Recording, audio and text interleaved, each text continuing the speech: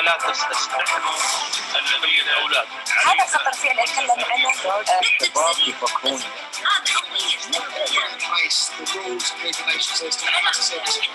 This is where, and the airport wasn't any different. Dubai airport.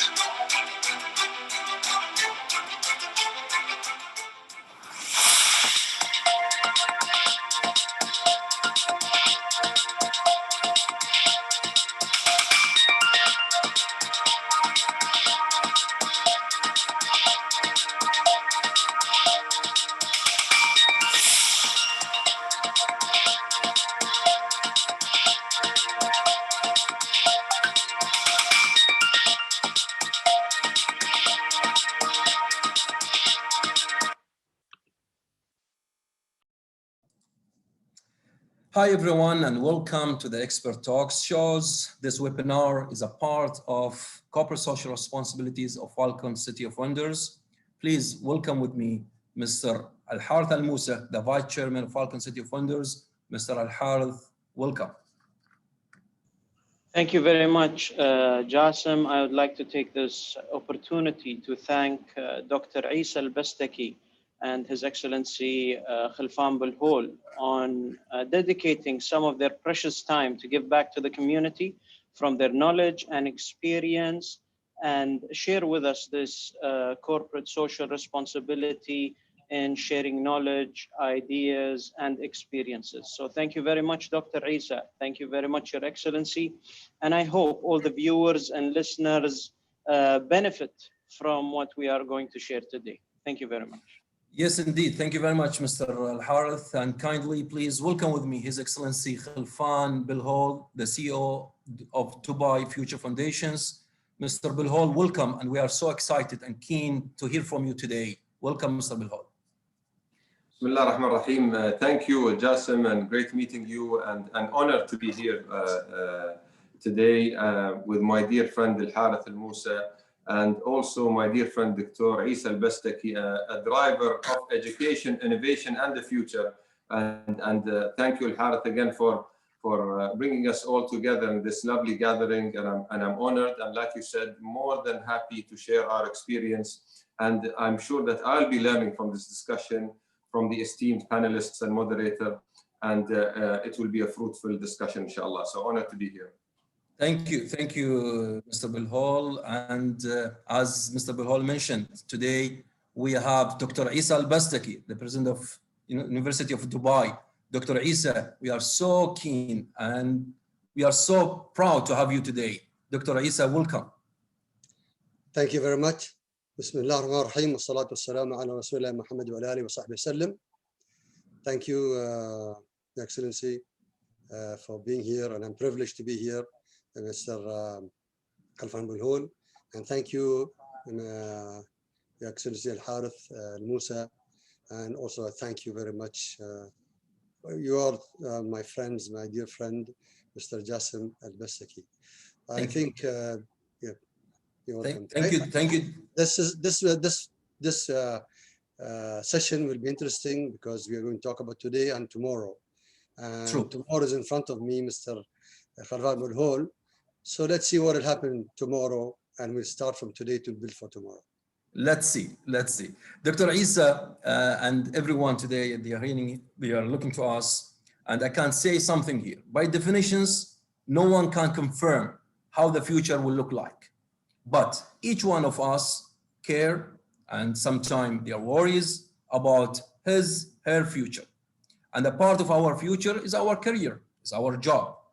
And nobody can know exactly which kind of job will be today or futures, and which kind of job will be disappear. Therefore, I would like to start with Mr. Belhoul, the CEO of Emirates of Dubai Future Foundations.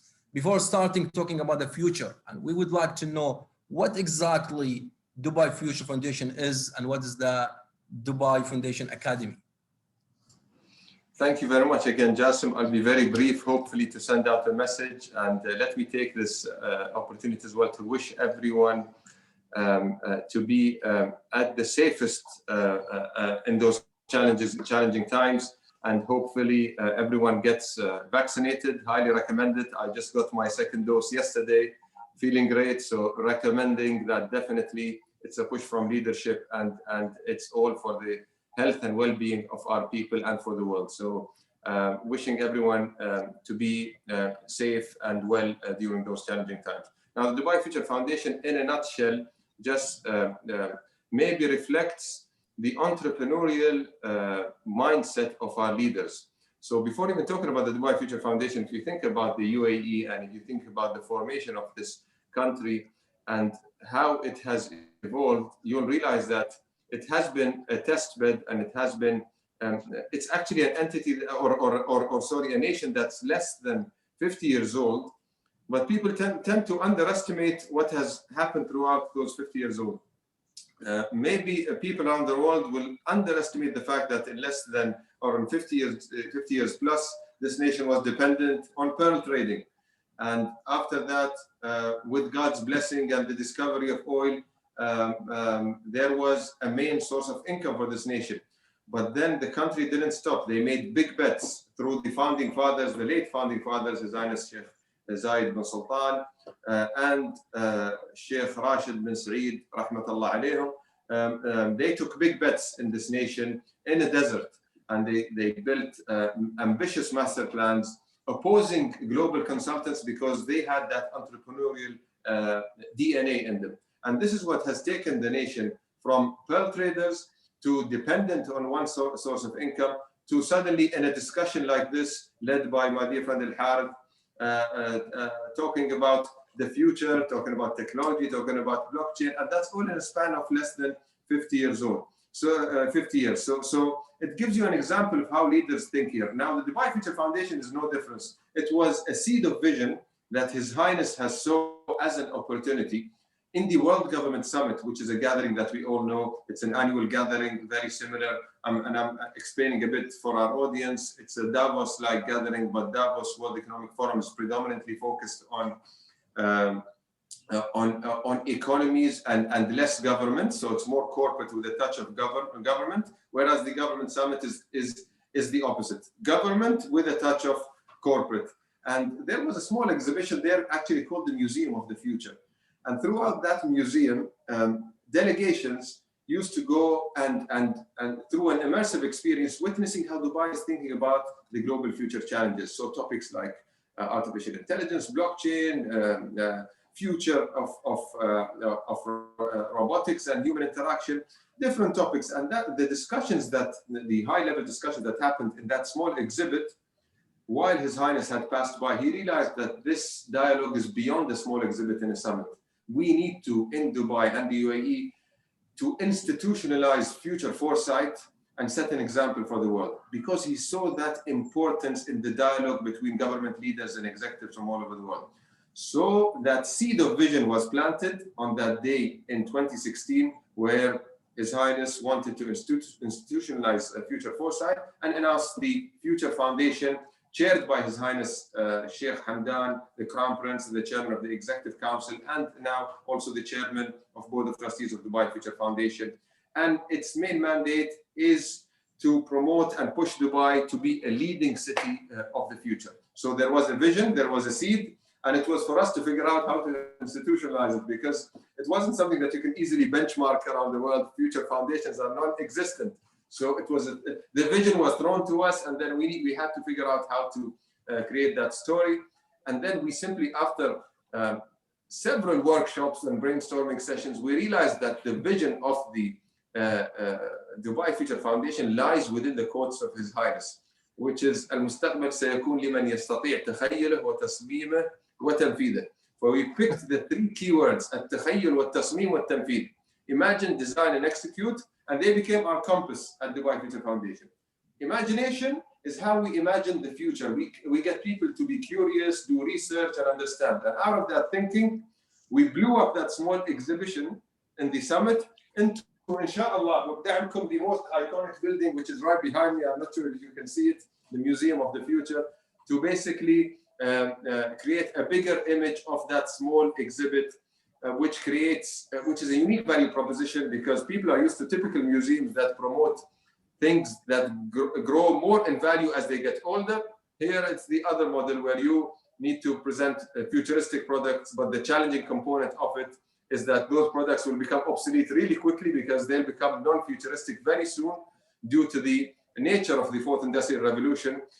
Anything you buy now is obsolete by 6 months. So we need to be very smart in how we change the content and keep it exciting. And then obviously the other 4 verticals in the foundation are research. Research is important in order for you to claim that you are aware of what's going to happen next. As you mentioned in the beginning, foresight is very hard to detect. The unknowns are huge, especially as you go more into the future, but we need to back it up by thorough studying.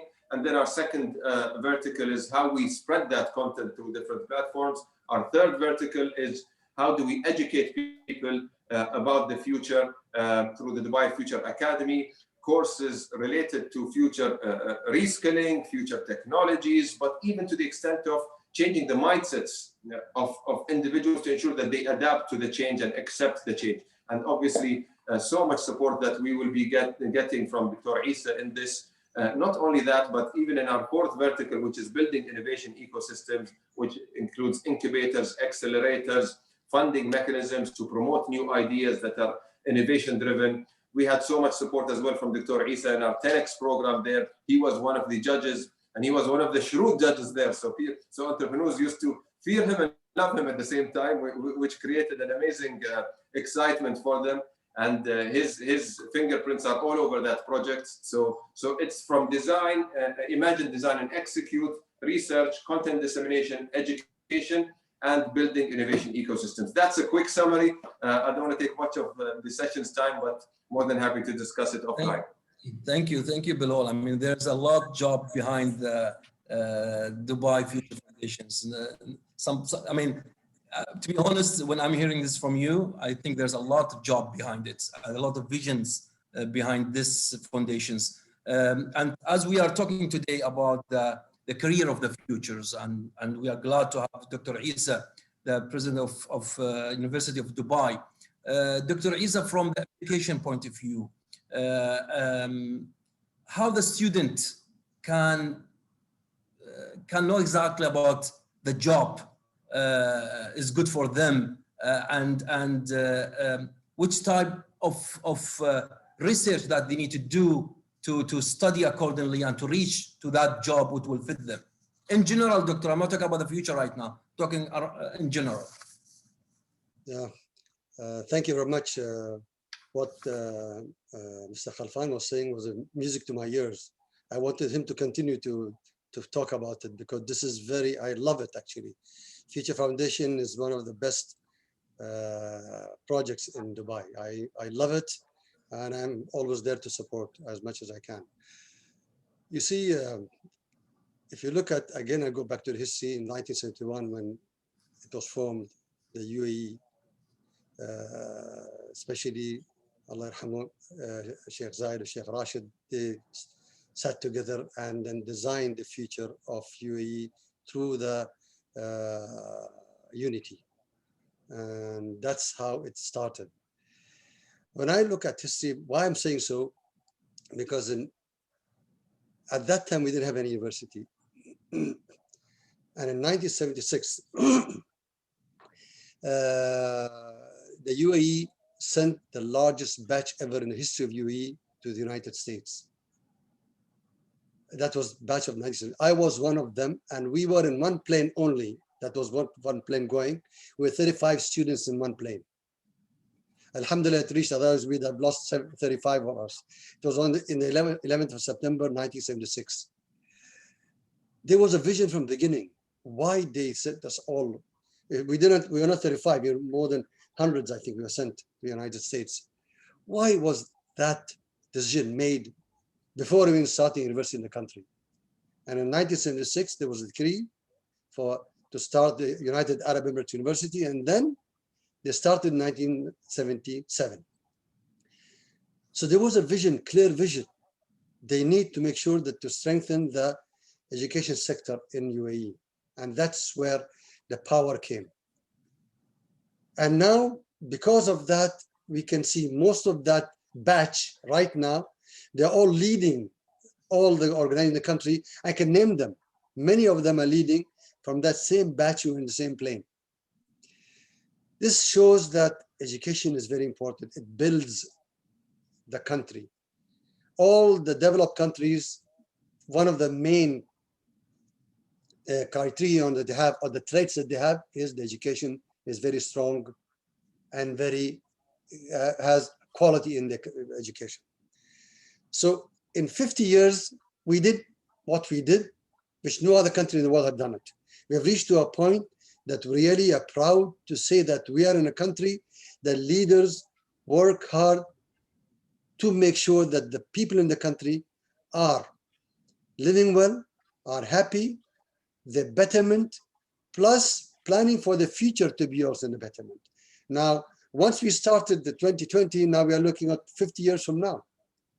We're not planning for 5 or 10 or 20 years. We're planning for 50 years, plus there's another plan for 2017. That's another plan already started from now. So education is the main thing. But now the speed, the pace that the technology is moving towards future is disruptive. Once it's disruptive, a student, when it comes to the university, they have to understand what is there for them in 4 years from now. So if you want to graduate somebody from now at the university, we have to plan for the next 4 years. Today, they'll graduate after 4 years. So when a student comes in, the job of the school, first of all, is to have an advising system that will tell them to understand what they want to do. First of all, if I have a student coming to me, personally asking, what is it for me? What should I study? For me, I'll not say what we have in the future or what we have now. I'll tell him, first of all, what do you like to be? Then the student will respond to me. Secondly, I ask, what subjects do you like? Thirdly, I ask, what is it that you're competent in? And the last but not the least, do you know anything about the market now and future and 4 years? These 4 answers, I can amalgamate the whole idea of that person, and I can then advise him. So to advise a student, it's very important to understand all these elements, all these traits, so that to say, this is now what you have to do. For us, university, to make the student come to the university, we have to think of the future. Every discipline is required now, even after 50 years. But it changes the way it deals with technology changes. Before it was finance, now it's fintech. Before it was legal, it could be then legal tech or leg tech. So technology will be everywhere. But one thing we have to make the student understand, which is the last one I'm talking about. Do you know anything about the UAE strategy, innovation strategy 2015? This is where the student can plan for the future. Because you know, the UAE innovation strategy 2015 is in 7 sectors. These sectors means we have to make sure that all of us can serve these 7 sectors in order to achieve the goals and the visions of the leadership, of the leaders. And of course, they are in 7 sectors. What are they? Transportation, health, education. We have water resources. We have renewable energy, space, and technology. So 7 of them. The last one, technology, connects to all the other 6. So for us to go to the future in these 6 sectors, we need to make sure we are strong in technology. And this is where I like maybe to just show you one quick slide.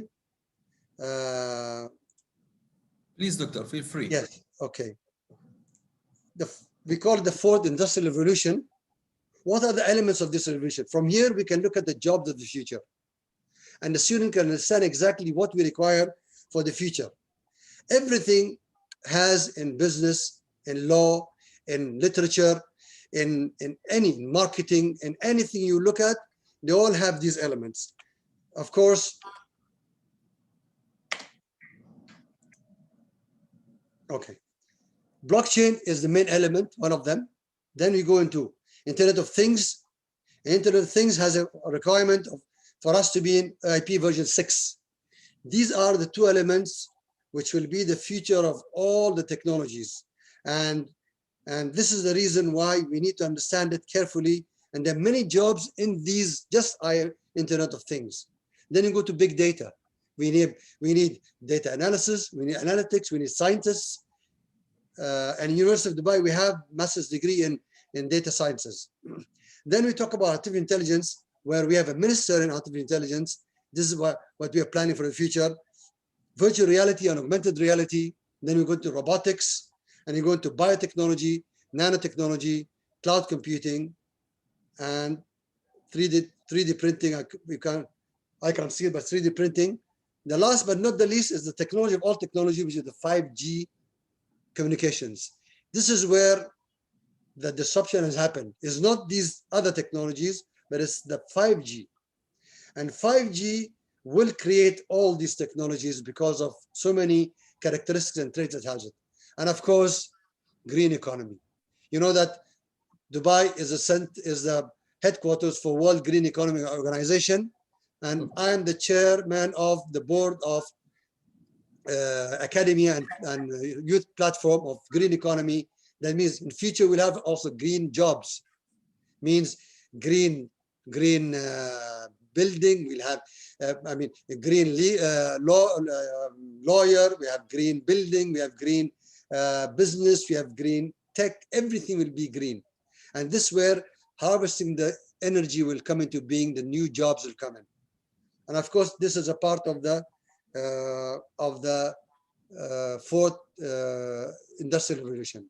So a student should understand everything, but please don't be what your parents was, except you want to be what your parents wanted. And you can be, if I'm strong in math, I'm not strong in math, why did I take engineering? So I need to understand my capabilities, my passion, and the market, and the future of the market. So I think this is what I like to convey my message. Thank you, Doctor. And what I noticed that the students, they need to read about their country strategy, then they will be able to choose the right path to go about it. And I like the way you mentioned about the green job. I hope we can have a green businessman like Mr. Alharith. That's why I would like to ask Mr. Alharith, as a green businessman, and as you are a businessman, what the challenges for you facing when you're looking to the talent, honestly?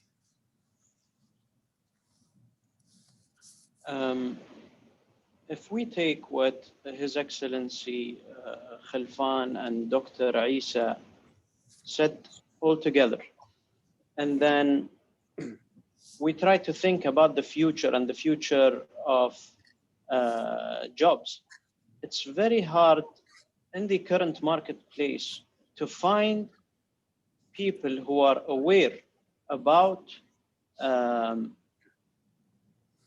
these specific pillars of the future jobs due to the fact that it is new, and as Khalfan mentioned, it is very fast-paced. And to be ahead of competition, to be ahead of the market, you always have to have, as Dr. Eesa said, these disruptive ideas. And to get the disruptive ideas, you have to have the right team. And this is one of the major challenges that we find in the market when we are trying to look for job seekers who can be in value added for the company. As they said, it's not what your company can do for you, it's what you can do for your company. And we would always like to have a person who has the information that the others do not have, who has the experience that the others do not have, so that we can overcome a certain situation using technology, using new ideas, using new tactics to reach to our ultimate goal, which is at the end of the day increase our revenue, decrease our cost of sales and expenses.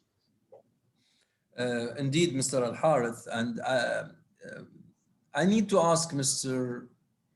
Belhoul.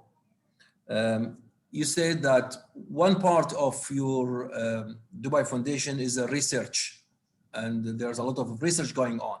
Could you please tell us if there's any research being done about the jobs in Dubai or Dubai jobs market, how it will look like in future? Thank you, Jassim, and I agree with the comments mentioned previously by Dr. Eesa, very valuable, and what is mentioned by Alharith. I think let's even, regardless of the research, Jassim, I think the biggest learning curve for us to see what's coming in the future is what we have faced in 2020.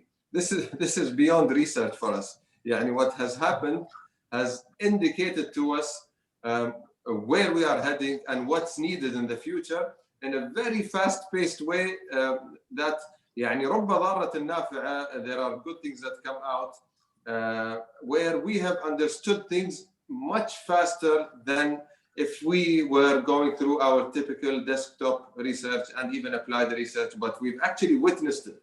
And I think jobs are dependent in the future on a few things. One is, and Dr. Eesa tapped into it while he was discussing. So we have existing imperative industries that will be there regardless. So education is a need, healthcare is a need, commerce is a need, banking and finance is a need.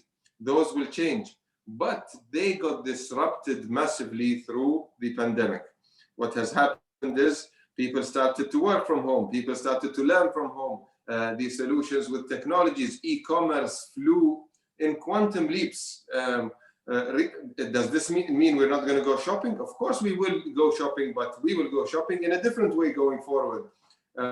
Purchasing will probably be more online, but we're human beings. We like to interact, we'll go out. So the experience in the brick and mortar shops will still be there, but it will change on, I personally, and I've mentioned this in a talk a few days ago, I personally go to the, whenever I'm going shopping, I'll go to the brand that I want to buy something from. I'll select the product, but I might not buy it then.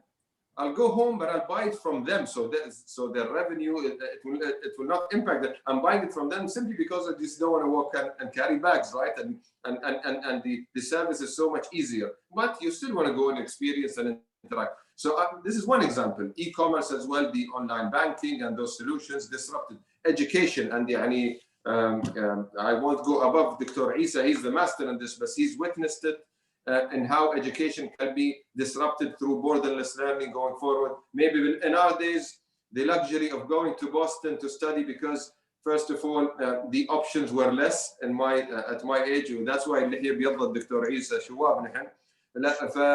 Back in the days, there were maybe a handful of universities. Now, mashallah, fadl min Allah, and I mean, they push from leadership. There's so many options in the UAE. But we went there, we flew there because we wanted to seek education. Right now, education comes to you with a click of a button from top-tier professors from all over the world, which means that you need to also education disrupt. Does this mean universities will not have human interaction? Absolutely important as well. That's part of our nature, and this has to be part of it, but there will be a disruption. So my point is the future existing imperative structures will, industries got disrupted, and we will have to adapt to that going forward. So that's one side, but then there's also the introduction of new components of the fourth industrial revolution that Dr. Eesa had tapped into.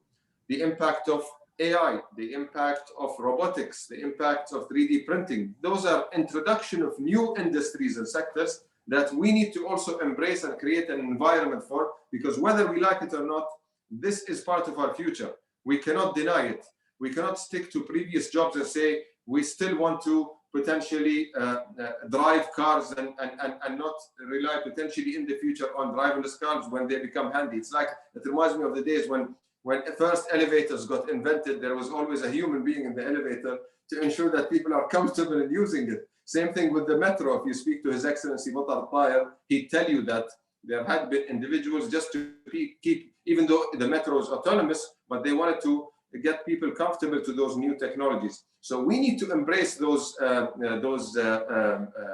changes in the future. And just to go back to your point about occupation, but prior to that, the biggest role in this is how agile the governments are in adapting those, because it's not only about financing those ideas, it's also about how you create the most agile environment to help those ideas and skills grow within your ecosystem.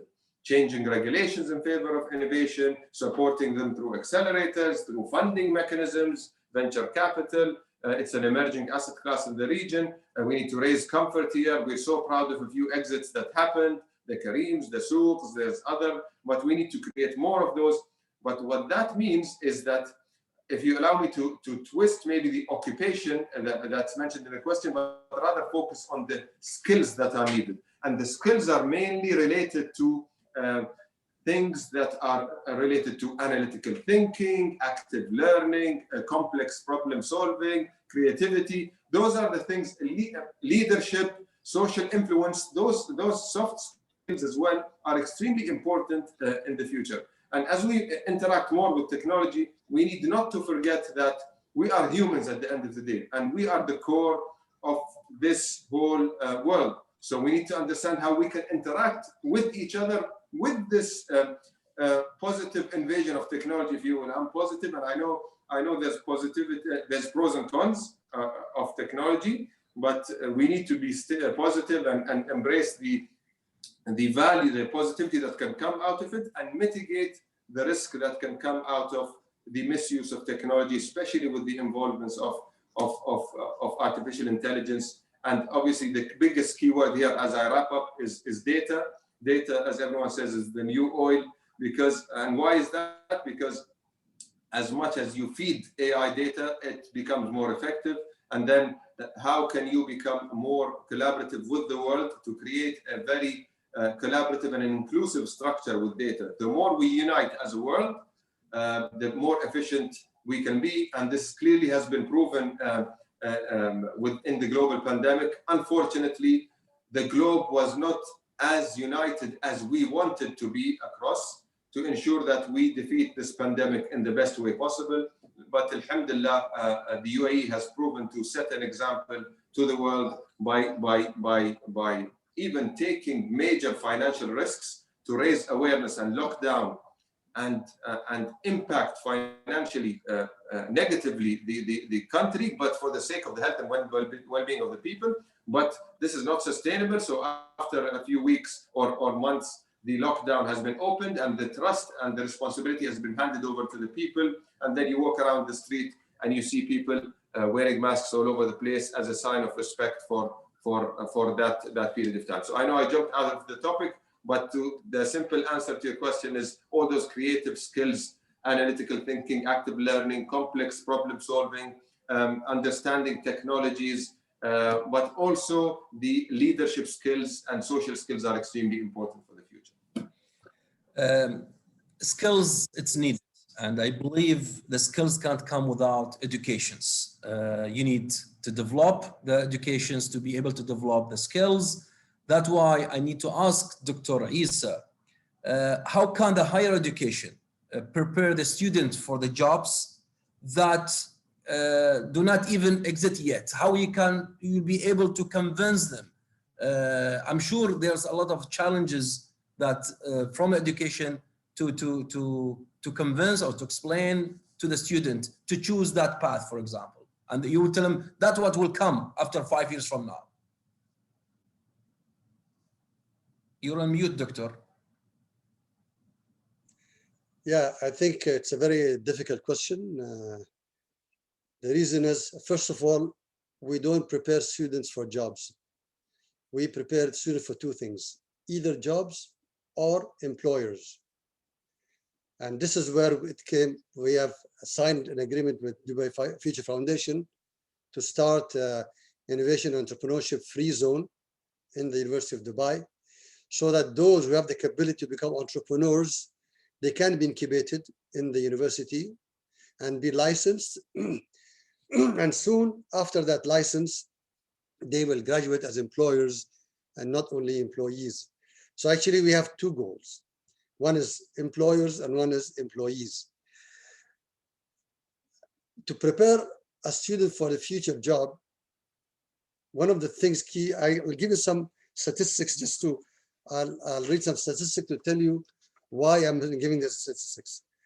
Emersat research program said the study shows that around 47% of organizations surveyed do not possess correct technology skills and pressing on the idea to outsource everything. This means that even there are other ones. It says, Gardner said that 75% of IT projects may take twice as long as they should because of the shortage of these talents. So the industry is also not ready. So university's job is not only to prepare the student, but also to prepare the industry. If I graduate somebody in IoT or in artificial intelligence or big data, well, big data turned to small data later, by the way, coming small data.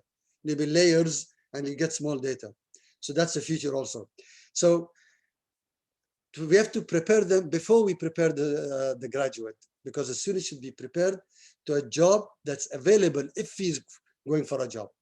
If he's not going for a job, he'll be an entrepreneur.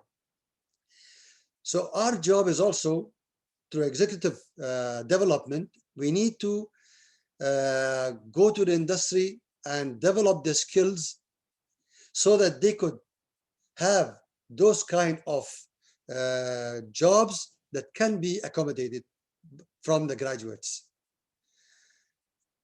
Because a lot of people, the students who graduate, don't get jobs. The reason is the market is not ready for them yet, or it is saturated. One of the two. Saturated is the worst thing to do, but if it's not ready, it's the worst. So we need to prepare the industry. We are talking about 50 years from now.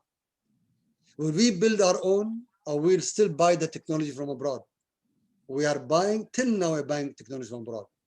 There are some good initiatives, some good projects that are producing, and we are selling it to the world, but it's not enough. So students should be ready first to make sure that he or she is ready to, after 4 years to graduate. We need to understand the future, but we need to study the future. And future study is not that difficult. We are not predicting the future, but we are building our decisions on science. You know, in programming, there's always if and then. What if and what then? Once we plan for a future, we have scenarios. Scenario one, if, then if this happens, this is a solution we have. If this happens, this is a solution we have. So we go into scenarios, and we have to study at the university. By the way, we have also Center for Future Studies, University of Dubai, that we do that. We serve the community, by the way. We're working with Future Foundation, Ministry of Education, and also with the World Green Economy Organization. So we need to study the future by looking at the signals, the weak signals, the strong signals, and put scenarios. Accordingly, we go to the future. And then we plan our measures. But one thing is important. In UAE, an example, the government universities, they are supported by the government, but the private sector is not. I think if you want to push for right education, you need to support even the private universities. I mean, the quality universities I'm talking about, because the future is what they produce. The future is what they plan for learning. So if they don't support the private university, we have only few government universities in the country. We need more of them. So I think support should be. If I want to open a degree in University of Dubai, I can't, except if I make sure I do the due diligence, I do the feasibility study, and then say, okay, I can open it or not. But if I have support from somewhere, I can from now open a degree that in 4 years, I'll graduate the new job that will be coming. But our job is not only employees to graduate, but also employers. This is where we are cooperating with the Dubai Future Foundation. We have research labs. We are cooperating with Mohammed Rashid Space Center. We have Research Life for Dubai Electronic Security Center. All these are done so that our students can be exposed to research, to future, and also we have crypto labs incubation that they will incubate these ideas of the students to become future entrepreneurs. Dr. Eesa, you mentioned about the employer. So I would like to ask Mr. Alharith. He's an employer. He's a businessman. I need, from your point of view, Mr. Alharith, what is the expectation of the job market in coming 10 years? From the employer point of view, from a businessman point of view?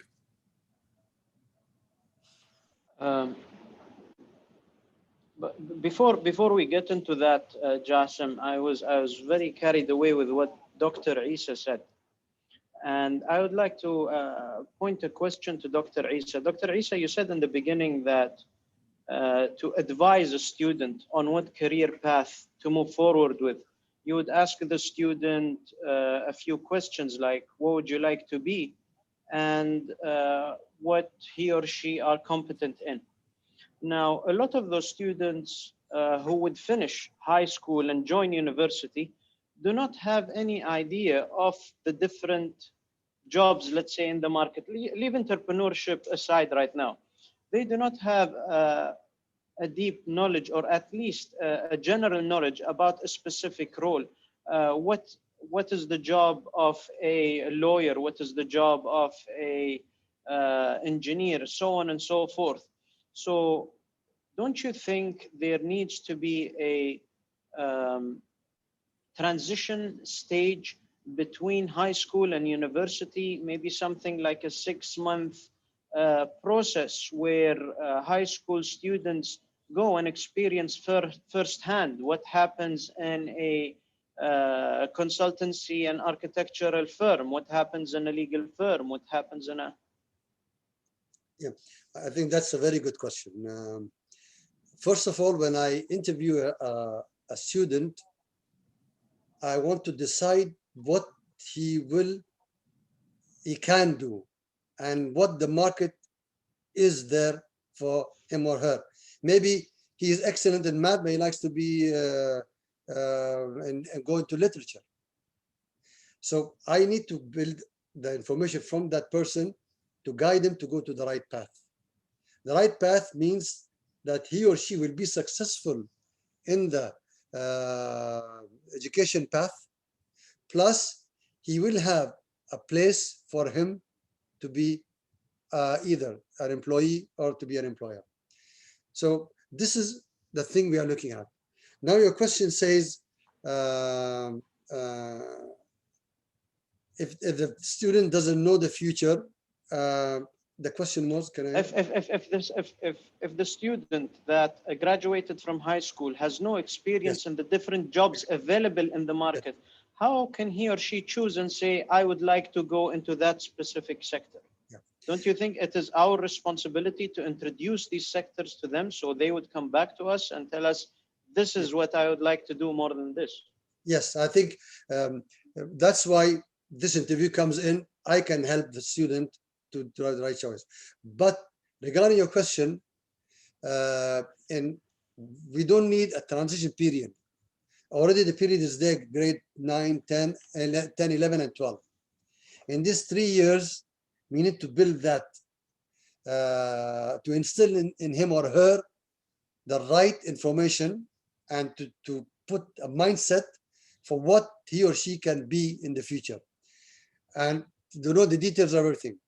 But one thing good happened at Ministry of Education, believe me, what they are doing in the Corona era, they have done excellent job in so many things.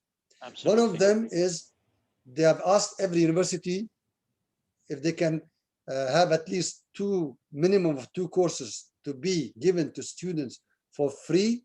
They can take it for credit, but they don't pay anything. And that credit could be transferred to any university. They come to University of Dubai, but once they finish the 2 courses, they can go to Zaire University. The credit will be there. Why they come? They want them to get involved in the new life of the academia. There they can mingle with other students, with the professors, and get ideas. And because there the environment is different, and from there they can learn actually what to choose when they come. So these courses are general, they are not specific. They're general courses. We call it general university requirement courses. I think this is an excellent initiative. We already had 2 courses, we gave it to the students, and we'll continue doing that. This is a good step. But also in schools, other than that, we need good advisors, academic advisors, that can actually build the career from beginning when they finish the school. They will know what they want to choose. They can change, by the way. When I said, if I love something, that doesn't mean I have to take it. I may love literature and I don't know anything, Arabic language, I don't know anything about grammar. Then you have to go to other things. So we need to understand the whole thing, and this should come from the school. The university's job is to just add more to that to make sure that they have chosen the right path. Thank you very much, Doctor. Now Just, back to you, Mr. Alharith. Well, what was the question? I was waiting for that. You're not trying to run away from my questions, Mr. Alharith.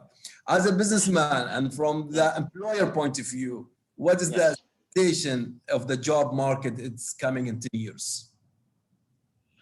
Well, I cannot predict where it is going, Jassim, but what I can tell you for sure is a few years ago, not very far, when Microsoft Word and PowerPoint and Excel was something new, all the employers were looking for employees who had the experience in these specific programs. You know how to type? How many words do you type per minute?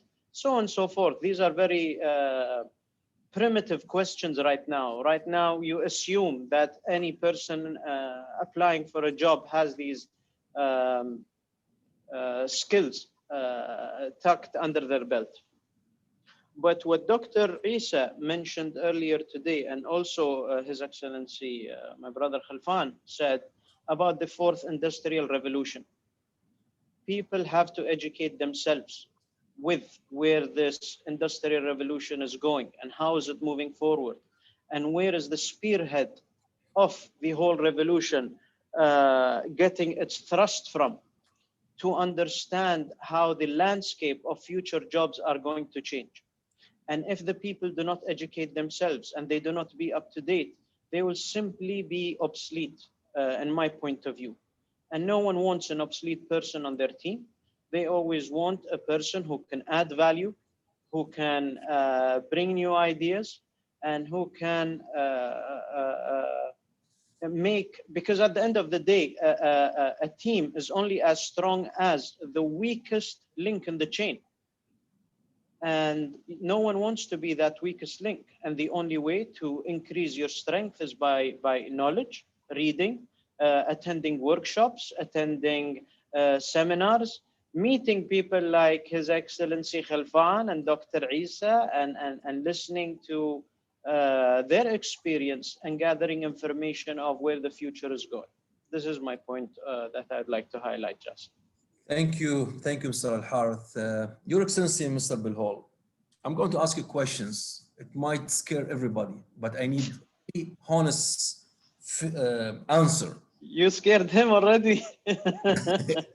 No, I'm just trying to prepare him, but I need a really honest. If there is a research on that, what the jobs will disappear in the future and why? Is there a job going to disappear and why? You're on mute, Belhoul. Yes, I was trying. By the way, the "you are on mute" sentence apparently is the most popular sentence of 2020. And if just telling everyone, this is the sentence of 2020. And no, this is not a scary question at all. It's I think they've been mentioned and people are aware of them. It's wherever you believe technology and automation will take place of those jobs are at risk. Some are at risk very soon, and some are at risk later on. So if you look at things related to manufacturing, with the advancement of technology and robotics, now you go to a Tesla factory, you hardly see human beings. Obviously, the smarter technology becomes, the less human interference is required. Mobility, big risk as well with the autonomous mobility. So all those front desk, customer-facing front desk for simple transactions and online and banking, the tellers, for example, are at risk. So all those replaceable fourth industrial revolution, let's say, related technologies that take their jobs are all at risk. But the good news is when those are obsolete, so many other opportunities are arised with the introduction of those technologies. So this is the nature of human being. And this is what our leaders have taught us. We need to be agile. We need to switch. We need to adapt. And if you look at the balance between the jobs that are going to be obsolete and the massive opportunities that will come, you'll see that the pros outweigh the cons. It's just a matter of us adapting to those new changes. But so, like I said, it's customer facing, it's manufacturing, it's in mobility the most, and the focus on creativity, technology, and analytical thinking is what you need. But if you don't mind, I'll take the opportunity now, because I know we're running out of time and I see interesting questions that have been popped up, and I don't want to leave any question hanging. So and I'd love, potentially, I'm sure my fellow panelists would also have a view. But I see a first question from an anonymous attendee saying, I'm about to get 43 and am I too old to study and learn the new things? So my friend, he or she, I just turned 43 a few weeks ago, and I think it's not about the age, it's about adapting, and you can be as young as you are or as old as you are. The mindset is what matters, and the adaptation. So you can be very young and not willing to adapt and still not be fit, and you can be at an older stage of your life but can be agile, and so age is just a number with regards to it's how you adapt. So that's the answer to that question quickly. And the other one I see from Al-Akh Nader Al-Bastaki, who has spoke about the platforms to enable value to be exchanged regardless of borders. What are some of those platforms the government in the UAE is looking into to enable skills? That's a great question. I'm hoping you are not my colleague, Nader Al-Bastaki, for this, who is also, he is, okay. Yes. The reason I'm saying I'm hoping is because he's a critical driver of the strategy department, and we have the Center of Fourth Industrial Revolution, which is a center signed and announced by His Highness Sheikh Hamdan in Davos, and it acts as one of those platforms and a node that connects the world when it comes to aligning and showcasing what kind of testing we do in Dubai. We focus right now in that center on blockchain, machine learning, and genome sequencing, and but even beyond that, and we spread that knowledge through the hub and nodes of centers all over the world. So that's one platform which I'm sure now that you know extremely well, but that sets an example, and as other platforms I'm sure that my colleagues can also talk about. Lastly, I see also the idea of the uni students that can become employers. Dr. Eesa has elaborated on البند السادس من الوثيقة ال50 or the 50th charter, تحويل الجامعات إلى مناطق إبداعية وحرة. An amazing effort from Dr. Eesa and his university in creating hope for entrepreneurs. And the whole idea behind this is we do not need to wait for students to become entrepreneurs after they graduate. As Dr. Eesa mentioned, we see so many success stories. Mark Zuckerberg had to fight for his Facebook platform, and it affected his education because the platform wasn't there and the environment wasn't there for him. Why not do both? Work and at the same time continue your education. So those platforms are created to nurture students and help them grow in their businesses, but at the same time continue their educations. And the education through those centers includes patience, discipline, team working, problem solving skills. So it's beyond the entrepreneurial skills, and there are mentors that pass by those centers. Obviously, we're in the beginning of this. It's a testing period for all universities. We look forward to reaping the benefits of those students graduating, and then we funnel them through our different accelerator programs and create hope for them to become successful entrepreneurs, inshallah. Thank you. Khalfan, I think, sorry, Jassim. Khalfan, I think also to add on to the first question and the last question that was asked, I think the foundation of anything that the students would like to build on, in my personal opinion, it should be passion. They should not run after a job that only pays well, but they should actually run after their passion and then make sure that their passion pays them well. The last thing that any job seeker would want to do is find a job 8 to 5 every day that they do not enjoy for the rest of their life and then continue doing it. No. Look at where your passion is, follow your passion and see and try to figure out how you can convert your passion into a money-making program to become an employer. Or if you decide to be an employee in an organization, look for an organization that has the same passion that you have and join them. Don't go against the current, go with the current and move with it forward. Because at the end of the day, we all want to live happy, and it is not worth it to continue in a job that does not bring you pleasure. Absolutely. If you allow me to add quickly to this, not passion only, passion is absolutely imperative, as you mentioned, Alharith, but also to have the resilience to accept failure. People are very hesitant, specifically entrepreneurs, and this is part of the program, the academia, and I know Dr. Eesa knows this extremely well,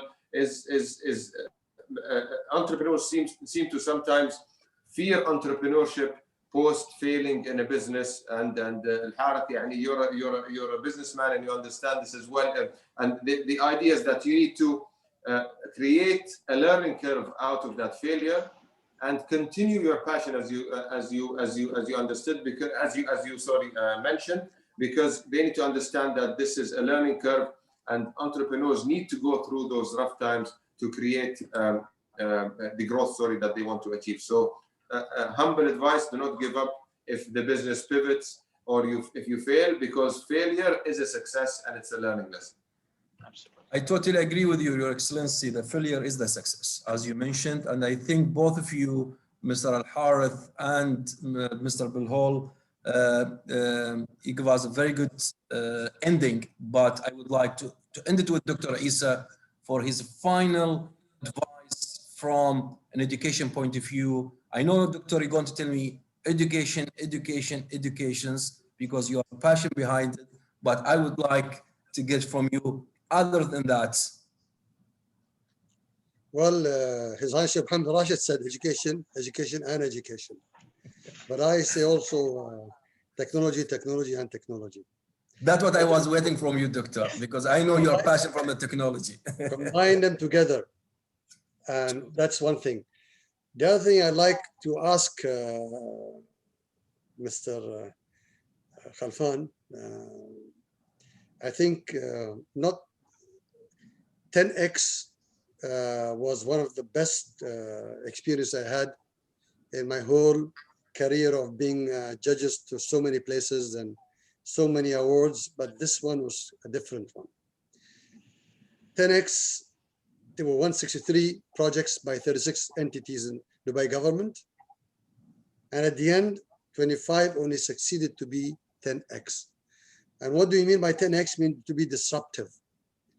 I want them to actually talk about these 25 projects every day on television, in social media. Believe me, the projects that we have seen, all 163 projects were excellent projects, but most of them are natural growth. You need to do it, you have to do it, but it's not a disruption. The 25 was a disruption. Believe me, if these 25 projects, when they are finished, you will live in a Star Trek world. Star Trek world, exactly what you see in the movie Star Trek, that will happen in Dubai. But it will not happen if you only import the technologies, because it could be a stage of reaching a steady state, and then it could collapse and crash actually. To make a very simple example, Mohammed Rasha Space Center, they started to do satellites by 30% of our experts working with 70% of experts from South Korea, and they built Dubai Sat 1. Dubai Sat 2, it was the other way around. 70% of ours, they went there, they learned it, and had 30% from South Korea, and we went Dubai Sat 2. And it came to Dubai Sat 3, which is Khalifa Sat. It was 100% by our UAE experts, scientists, engineers that built that whole Khalifa Sat. This is what we need to work. If you want to do it right, the 10x will accelerate and will continue to accelerate without stopping if we depend on our own brains and to be made in UAE. Made in UAE will make us sustainable. Without having a made in UAE, this will not be sustainable. It will be for a while. We have the oil money. When it goes away, it will collapse. So made in UAE, sold globally, that's my motto. I like to make sure that everybody looks at it and makes UAE a sustainable economy even after 50 years. Thank you, Doctor. Thank you, everyone.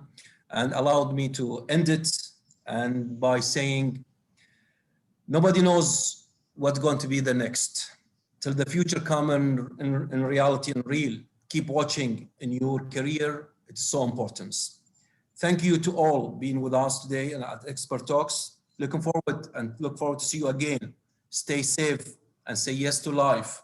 This is me, Jassim Al-Bastaki at Expert Talks shows.